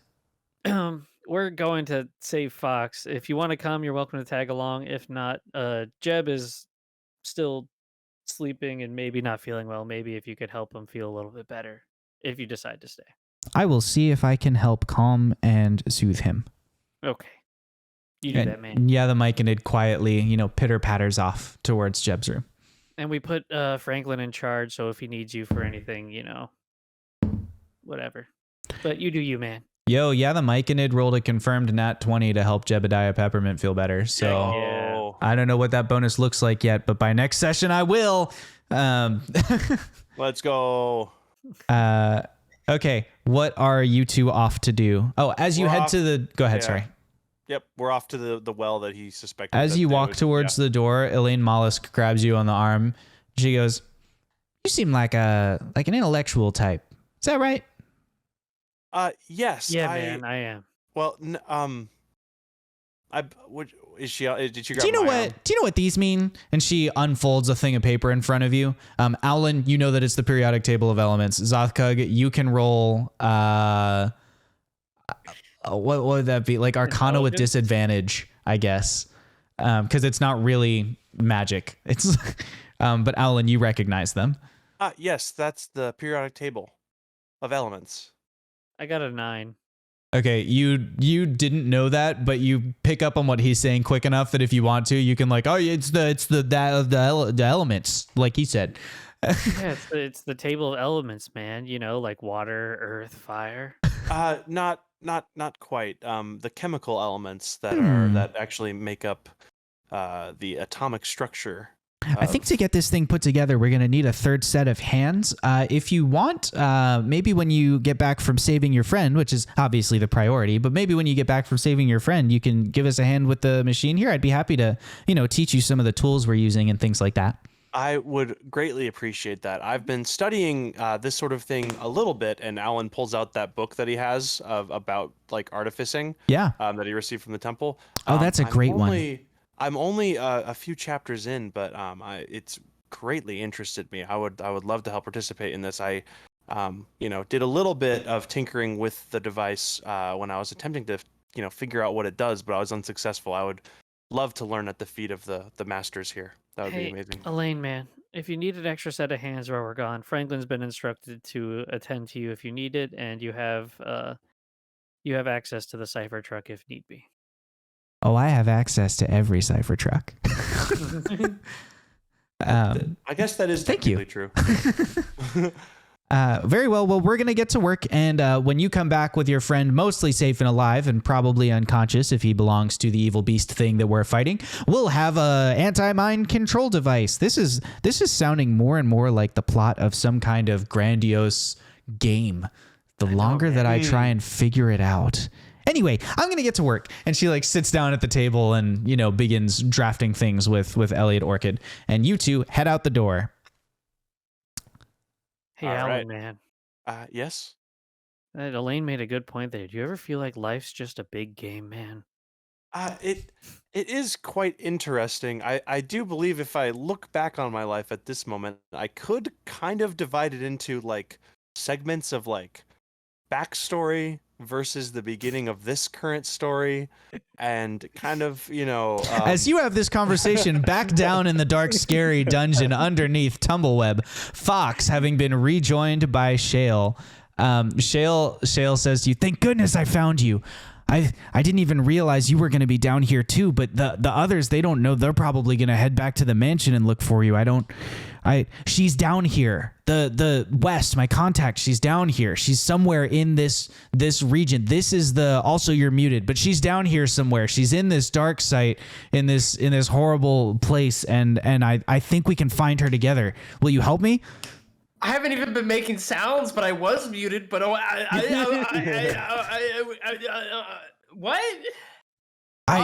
The whole reason we're going through this, right? The Merfolk contacts, east, west, and south. Yes. I know what you said. I know what you said, Shale. Okay. Listen, I woke up in a stone egg. It cracked open. I fell 6 stories into some water. I've been talking to a dead person. What? Named Lyra. Say hi, Lyra. No way. I don't know if that means hi, but Are you a willow? A willow, maybe a will-o-wisp? And the creature flits towards him, zooms around his head once. A willow-wells? This is a willow-wells. What? This You is understand it? No, I recognize it. I mean, it's just I'm guessing based on the tone of its replies. But this is a willow-wells. It's a spirit that has departed a body but hasn't been able to make its way to the afterlife. I wonder So if I am talking to the dead. you're sort of. I mean, the spirit doesn't die. The spirit is is ongoing. It's eternal. So you don't. It's not like a like technically when people die, All right, stop. No, they Shale, go to the. This is a talk for you and Zoth. Okay, in my understanding, when your body stops moving and the heart stops moving and everything physical stop, you're dead. Okay, everything else can call that spiritual mumbo jumbo. Okay, but You misunderstand me. I'm not talking about something to do with the gods. I'm talking about something to do with the essence of the creature, which, when the creature's body perishes, the soul travels to the planes. Normally, a will-o-wisp or a willow-wells is a creature that hasn't been given that opportunity. Are there more of you? They normally only exist in the Feywild when things get upset in that space. I've not seen them on the material plane before. Are there others? Well, I feel rude, Lyra. I never asked. There are more of them. That sounds like a yes. Well, all anyway. right. Okay, wait. You're here. You're in a dress. That's different. Do you need nice boots? Do you need are you okay? Are you all right? He like looks really deeply into your eyes, like he's looking for something. You can't quite figure out what he's looking for. Define. All right. In the back of your mind, a voice goes, "Attack." Okay. As quickly as I can, Uh-huh. I'm going to pull my rapier out Mm-hmm. and try to close the distance. I assume he's within, like, I could probably touch his shoulder, right? Yeah. You're like right there. All right. I will pull my rapier out, grab his shoulder Okay. to attempt to hold him in place, and go for a thrust. Okay. I'm going to give him a reaction because you're drawing your weapon. That's technically an opportunity attack, I Sure. believe. Right. He's going to try it. Is your AC higher than 11? You have no armor on, so it's just your like dex AC. And my dex is +3. 13. Okay, so he is not able to attack you. So he sees you coming, recognizes what's happening, but he can't get to his daggers in time, basically. Okay, I rolled a hit. I'm sorry, buddy. He's like, I don't want to do this, man. So it's a +2 to what my normal attack To hit bonus and would to be. damage. All right, so to hit with a rapier is finesse, so it uses my dexterity. That's gonna be +5. Okay, 16 to hit. 16 to hit, hits him. Okay, and a rapier is normally D8, plus my proficiency bonus, plus its bonus. So it's gonna be a D8 +4. That's 10 damage. Ooh. 10 damage. Oof. So you get him good. I mean, like right into the meat of his shoulder, basically. Like, you know, and just, ugh. And he staggers back from you a step, absolutely surprised, both that you were able to hit him and also that you hit him at all. He's like totally taken aback by this. And he goes, what are you doing? Does it have you? And then he drops into like a fighting stance, like he's going to attack you. I'm assuming I'm not allowed to reply. You don't have any specific orders about it. I don't know what's happening. He jumps towards you, and you see that he's pulled out one of his daggers, but he's holding the blade like flat against his forearm, and he's going to try and hit you with the hilt to try and like knock you, you know, like knock your head basically a little bit. So he's going to roll to hit. He rolled a 19 on the die, so that one's going to hit you. Oh, I was gonna. Well, never mind then. Yeah, go ahead. He did 1 damage to you, and you can roll a wisdom save. Okay.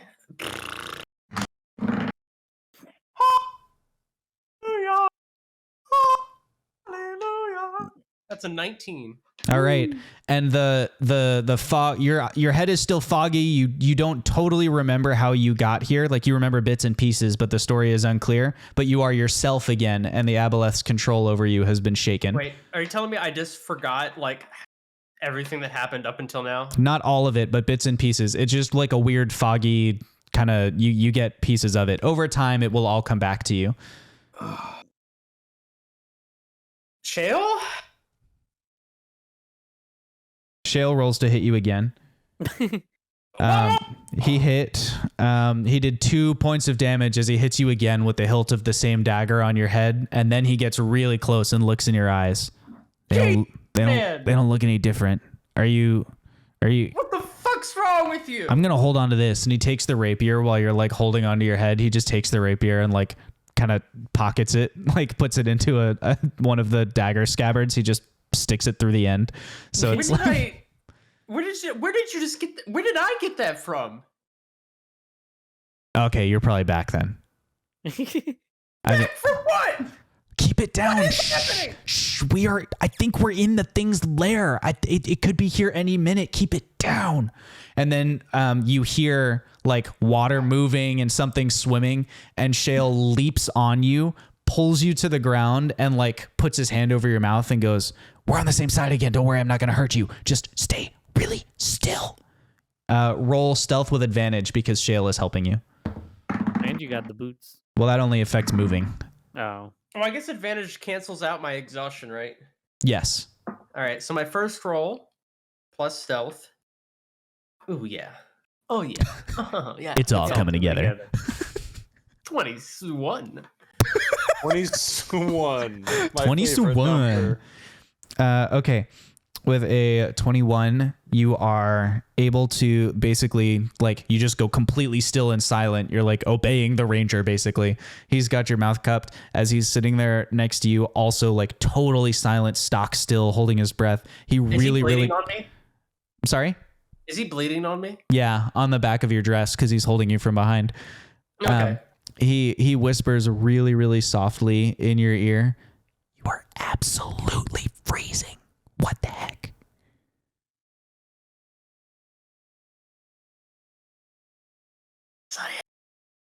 You're too quiet for noise cancellation. Now that you mention it, yes, I am. Here. And he takes his cloak and like throws it around you. The cloak is enough to warm you up so that you lose your temporary fatigue. So you basically just get warm, and it's not dry, like you're still wet, but you are now warm enough that your feeling is coming back into your fingers and stuff. Nice. He also he just again whispers, "Stay here," and then he rolls like onto his belly and sort of really softly like army crawls towards the front. You see that he's wearing like a faux leather full body armor, like studded faux leather, and he's got underneath, like you still can't see his hair because he's wearing like a cowl as part of that, so it's like a second hood. So he like put up another hood, and now he's crawling to the front of the table. He looks over, and then he snaps his fingers twice to get your attention and waves you over to him. All right, I'm also gonna slowly get up into a crouch. Okay, And crouch walk over. great. Roll stealth with advantage. All right. I made sure to crouch because of my boots. And that's another 21. 21. Okay. Nice. With your 21, you make it to the edge, and looking down, you see you see the aboleth like in full. The one that appeared in the room when you saw it before, I can't remember if you were in the room at the time or not. That one was about half the size of the real deal. That was like a cast image of it. The real aboleth is like 15 feet long. It's got 3 eyes, and it's got kind of like a whale. It has like the giant mouth with all of the sharp teeth, but no jaw. So it's just rings of razor sharp teeth. It's swimming away from you, trailing about 9 tentacles that are just kind of like gently fluttering in the water as it moves. And then you see at the same time as Shale does, cowering in the water off to one side of it, hidden in a patch of brambles, a mermaid. It is not a person you recognize, but you do recognize the armor she's wearing as belonging to the same tribe of Merfolk as your friend Willowtail. I immediately uncork that potion, right? Yeah. I have go ahead and just down a little bit more and then chuck it as far as I can in the opposite direction of the mermaid. Okay. You are successfully able to drink the potion, so roll a d4 to see how much longer your dark vision will continue. Wow. How much time has passed since I've last taken it? About an hour. Not much. Okay. So it's another 3 hours. So 4 hours total. Okay. As you go to throw it, Shale is going to roll a dexterity check to stop you. He rolled an 11, so just roll dex to see if you can successfully throw it with him trying to grab your wrist and prevent you. I also got an 11. Ooh. Attacker wins in a tie. So he catches your wrist and stops you and goes, No. Those things will know where we are. It hasn't seen her yet. And as you watch, it swims quietly up the tunnel and past the merfolk. She does not know you're there. Like, she hasn't seen you. Oh, sure. But she's still like kind of tucked into the brambles. And then she slowly like kind of pulls herself to the top of it. As her torso emerges, you can see that she's wearing basically it's like a mesh armor, but it's made of brass so that it won't rust. Almost like a mesh fishing net combined with chain link is basically what she's wearing, and it covers her torso and her tail fin. And then there are these two big shoulder plates that the weight of them is what keeps the kind of net mesh in place. And she's wearing two bracers, a bracer on each wrist with like a long, wicked curved blade that stretches back behind her elbow, and then a blade that stretches just in front of her fist. So she can use it as like a punch dagger, or she can use them to parry attacks. Right. So that's kind of how she's outfitted. And you recognize this from the same Merfolk tribe that you knew like back in your little hippie commune. As you are trying to figure out what move to take next, we jump back up to where the metaphysical conversation has ended, as Alan and Sothkug are walking down the tunnel out of the Twilight Fox and beginning their planned rescue attempt. What are you two up to? Going down that the well. Yeah. Okay, so you're heading the whole way to the south well and just jumping in, basically. Yep. Well, yeah, that's what Okay. they said he was doing. So we're just following. We're back up. You make it to the south well without incident. When you get to the south well, you see Shale's cloak bundled at the side of it. It's just been like tucked under a bench. And you also you see like the little, some of his other possessions, like a little hat and stuff like that, are kind of set off to the side. And that's what you can see. The well itself is, I don't know, probably 25-ish feet across and like super duper deep. And there's a waterfall actively flowing into it from above.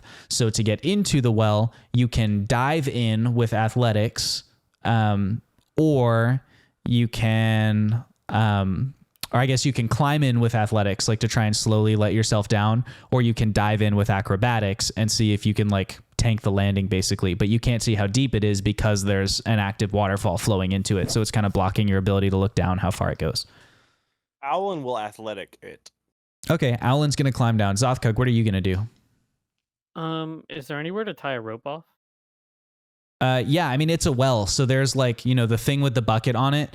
That rope would probably not be strong enough to hold your weight, but you could certainly tie another rope over that same metal bar at the top of the well. Would the bar hold my weight? Between you and Alan, yes, you're pretty confident in your, as you investigate the metal. Alan's like, yeah, this should hold something, of your size and weight. All right, then I would like to tie a rope and like tie a rope to that, tie a rope to me, and Okay. then just like, go down. With Roll the rope. sleight of hand for your knots. Let's see how well you tie. All right. I'm going to add a die to the tension pool. That brings us to 5. We're getting close to rolling. I got a 12. You got a 12. Okay, so you tie a knot around your waist. You tie one to the metal bar, and then are you... Oh, we're at 6 tension. 6 die in the tension pool. I'm going to roll the tension pool. Dang. 4. There's a lot of D6, you guys. Okay, you lower yourself in. Alan, roll your athletics. Let's see how your climbing goes. 24. Okay, 24. Alan, you are successfully able to get yourself into the well and you start climbing down. Zothkug, you begin lowering yourself down. You've made it about 10 feet, like just far enough that you can't quite make it back up to the bar above you. When you hear a set of footsteps walking up to the well and a voice going, Deputy Collins, what do you think's going on with this rope? Is someone climbing into the well right now? Do you think they fell? I hope everyone's okay. And someone runs over to the well and you see a head appear at the top of it, silhouetted by the kind of moonlit city above, as the sun is still coming up, but it's still dark because you're underground. And they are looking down at you. And you're someone go, what in the name of Gonteus are you doing down there? What is this? Repelling practice. Sewage inspection safety check. You say at the same time as each other. We're both here for different reasons. Each of you Each of you roll persuasion with disadvantage. Wouldn't it be deception? Yeah, that. Sorry. Deception with disadvantage. I can't do any worse than a 1, which is what I got on my first roll. I'll try to confirm that. Hold on. Zoth, what'd you roll? I got a 5. The 1 did not confirm, so it's just a 2 total. Sewage inspection practice? There ain't no such thing as sewage inspection practice. We don't inspect sewage. It's sewage. It goes into the Underdark, and the monsters down there can deal with it. Get back up here. What are you doing? And the deputy reaches in and begins pulling on the rope. Now, he is a dirt folk, and you are an orc, so he's going to have to roll some serious athletics to achieve this. But he rolled an 18, so that's going to do it. He begins pulling you with surprising strength for a little mole dude. He begins reeling you back in. Are you going to do anything? How far? How deep? Like, where's the bottom of the well? Like, how far? You can't see the whole way to the bottom, like, because there's a waterfall, so you're not sure. Kelnor, take the wheel as I tie the rope. Okay. You dive. Like, Is Alan farther below from him or above him? Alan is below him. Okay. If Zothkug is gonna start falling, Alan's gonna try to somehow, some way, attempt to catch him or like slow his fall or something. Okay, you are literally climbing down the stone wall, so like it's all crimps. Like your fingers are just like in the little gaps between stones trying to climb down there. But you can roll athletics with disadvantage to snatch him right out of the air. Okay. We're gonna try this. I got 10.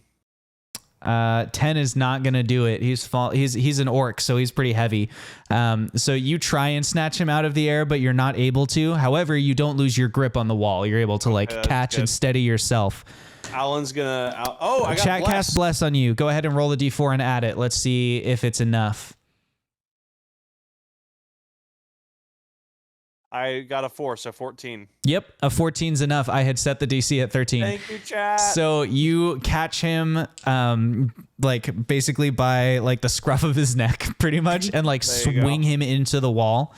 Zothkug, you have advantage on your athletics check to try and grab hold of the wall and begin climbing down. I need that advantage. Thank you, Wash. I got a 13.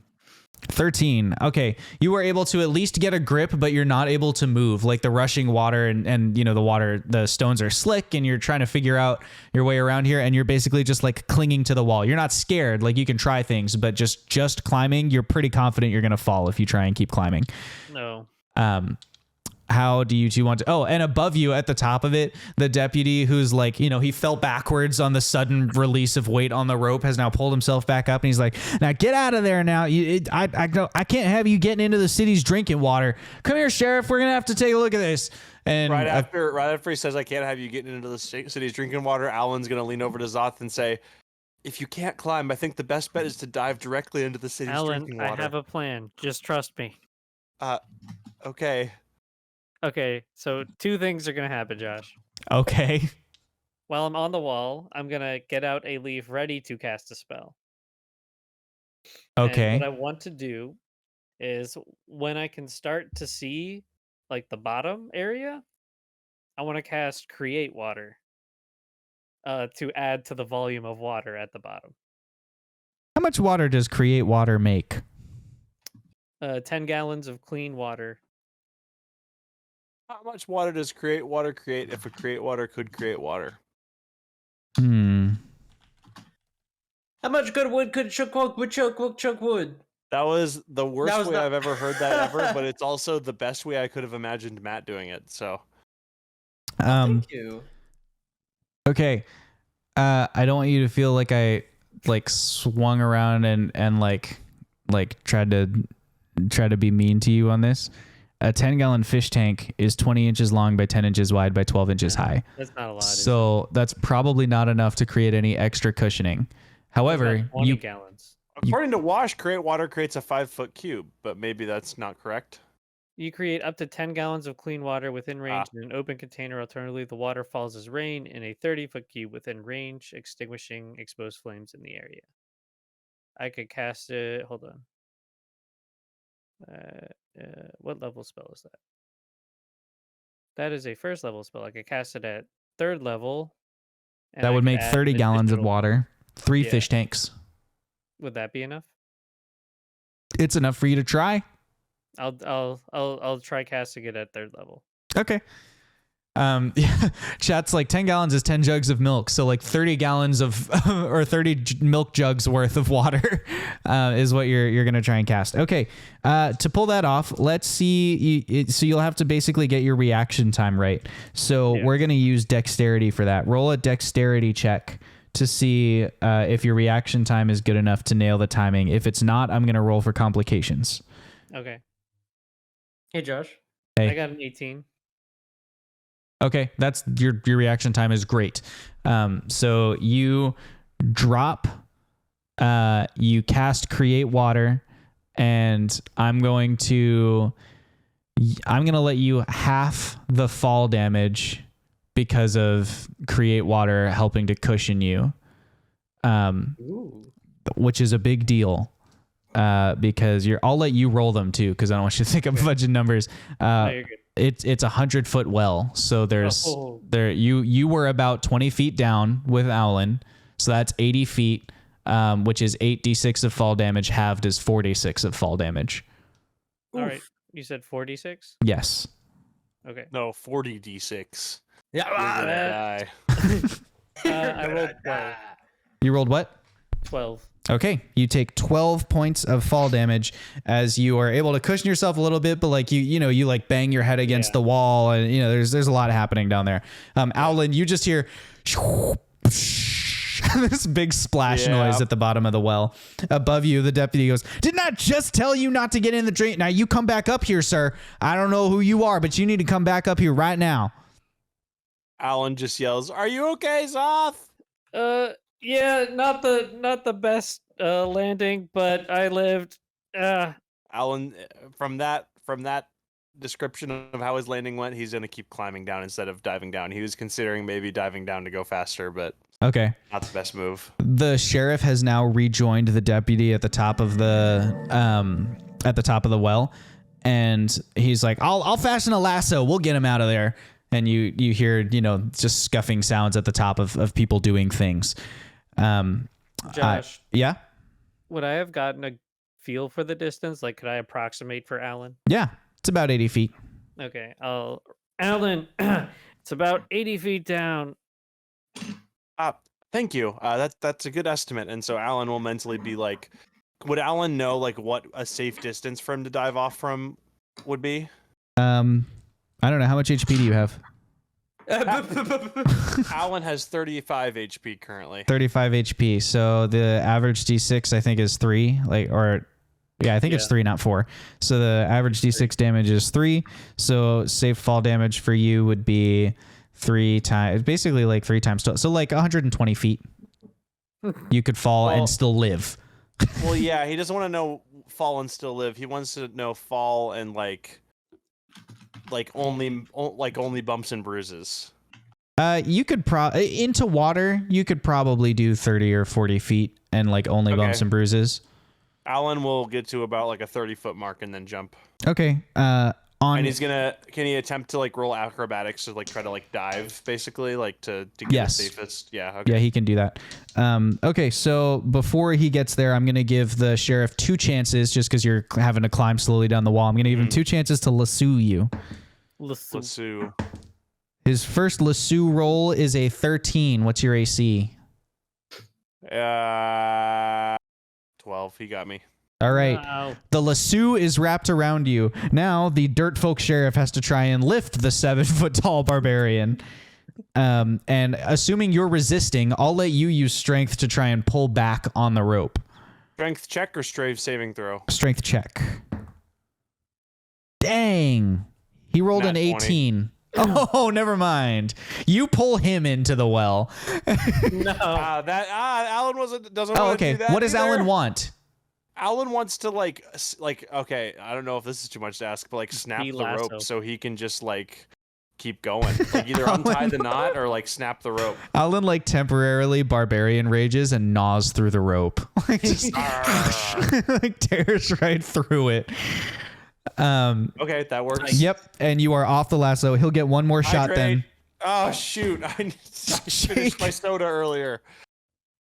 I'm back. I'll be back. I'm back. Wash, I take offense to this. Hydrate. Mm. I got While, some he's, sweet while tea. he's going to get his drink, can I go use the bathroom? I guess so. I was going to jump back to Fox, but that's okay. I'll take the moment then. Okay. Go ahead. We're going to jump back to Fox. Fox, you are on the table next to Shale and East or one of the other. I mean, it's East, but you don't know who East is. East is in the water ahead of you, hiding in some brambles. Okay. Shale now lets go of your wrist. Shale. Yeah. How do we get their attention without causing attention? Think you can handle that? Shale says to the small will-o-wisp or willow-well. And the little light goes.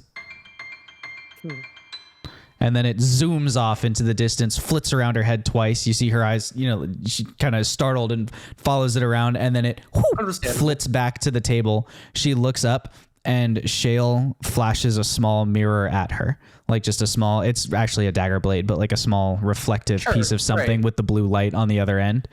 And she silently kind of falls back into the water. She's going to try and swim stealthily over to you. And with a nat 20, she'll pull it off. She swims over to you and pulls herself out of the water at the water's edge. So her tail is still kind of falling into the water, but she is above water and can communicate with you. Shale goes, let's go. And he's going to climb down and try and do it stealthily. Okay, he rolled an 18 on his stealth to climb down. And I rolled a non-nat 20. Okay, so you both climb down as stealthily as you're able from the table.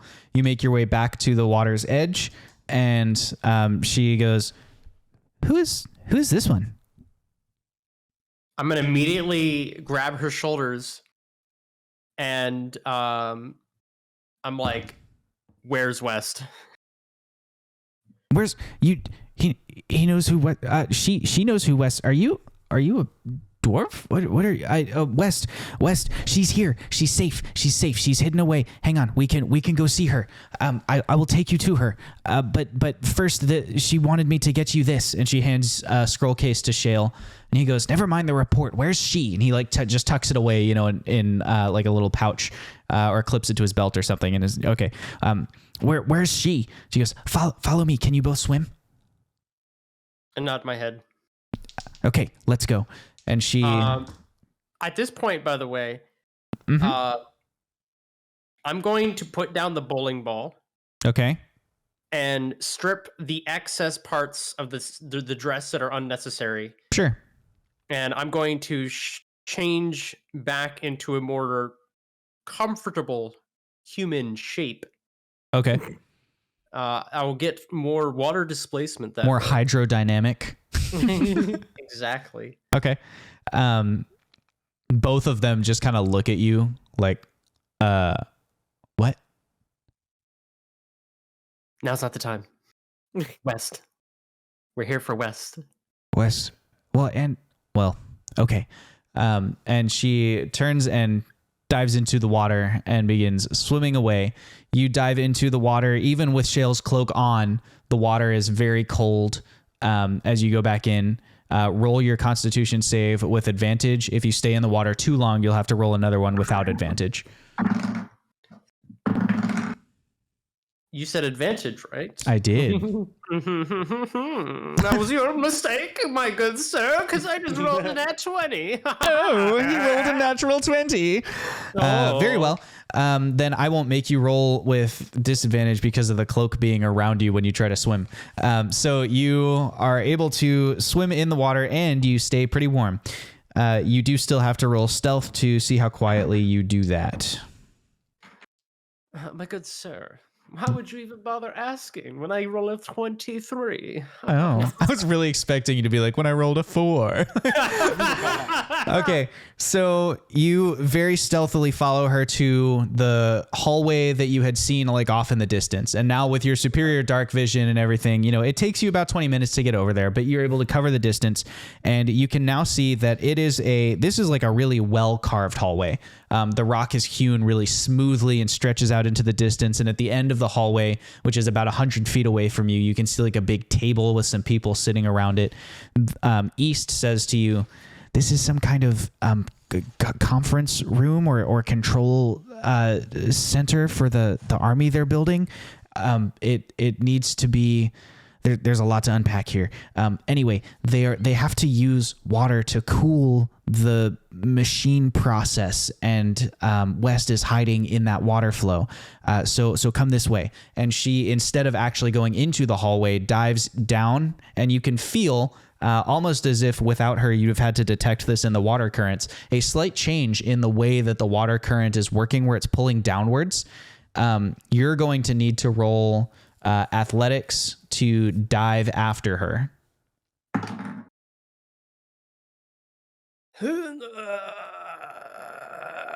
Is a 13 good enough? A 13 is how many minutes you have until you run out of air.